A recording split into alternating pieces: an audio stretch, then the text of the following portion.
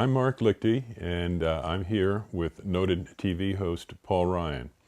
And this is kind of an unusual situation because the tables are turned. I'm interviewing Paul. Paul has his own story to tell about his own health challenges. And can you give us a little bit of a background, Paul, on what challenges you had that led you to the PH? Well, it's very interesting. I'm glad you brought that up because I've always been into health. I went through the junk food and the drinking and all that very early. I moved to England when I was 15. So by the time I was 20, 21, I was through all of that. And I've been on a dairy-free diet and the Arnold Ehret mucusless diet. So I've been healthy for a long time. And I became friends with Dr. Young and his wife before I had a health challenge. So I came to the ranch and they did my blood through a microscopy. And he said, well, if you keep eating the way you're doing, even though I was eating healthy, my digestion wasn't great. And then I had a fall. I had a very bad fall. I'm not just talking tripping, but I had a fall in which I did a complete belly flop on the cement.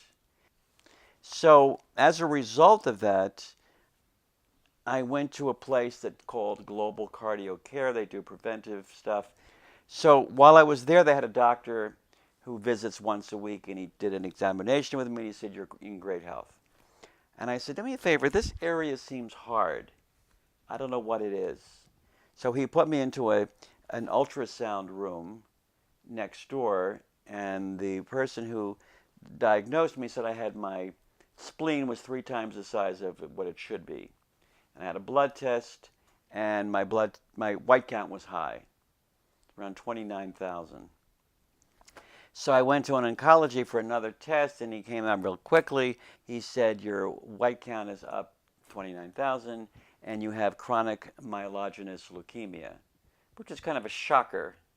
I called Dr. Young and his wife Shelley, who were friends of mine by now because I had produced a show that Shelley was on. And he said, why don't you come on down here? We'll take care of that. Then I went on the program. As you had mentioned earlier, it's the wake-up call. And so when it's dealing with your life, you really wake up. And so I went on the program and dedicated myself to learning and learning and learning and learning. Learning, as Dr. Young says, it's all about education and not medication. So I've been on the program, and my blood is so much better. It's closely knit. One of my last tests, other microscopists were here, and they looked at my blood on the big screen, and they said, wow, congratulations. So you actually can tell the difference between that first test Oh, and the subsequent test. Even a layperson can tell the difference. yes, it's almost like a horror movie in the first microscopy test to what it is now. And so my white count has come down. Somewhat needs to come down more, so we're working on that.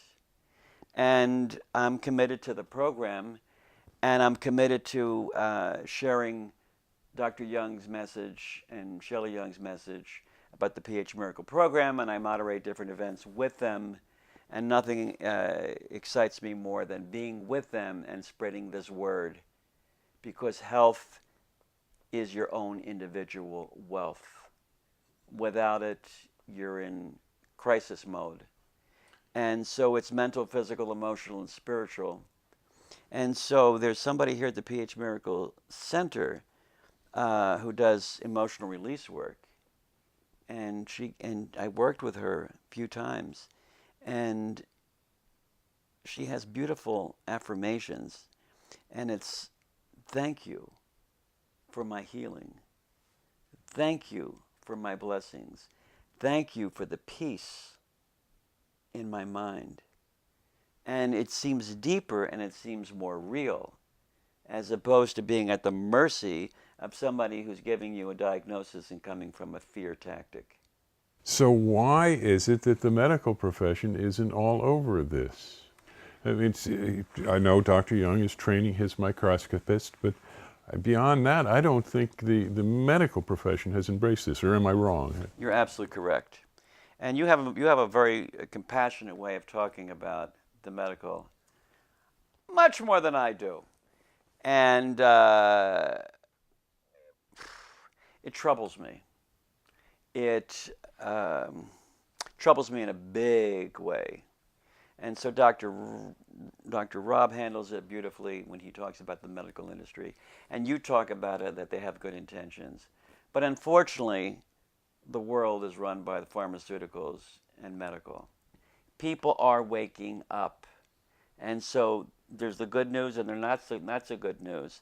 But the medical industry could be transitioned into making money from promoting good health. We're not there yet because we still got that greed and corruption thing going on.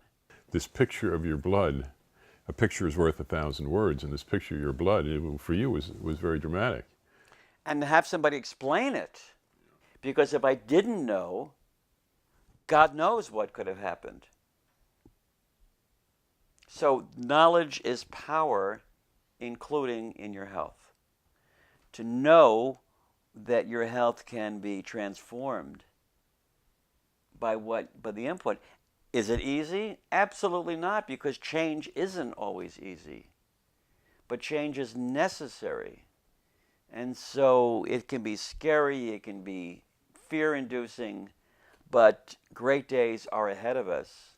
And I am optimistic, and doctors need to wake up and change and shift.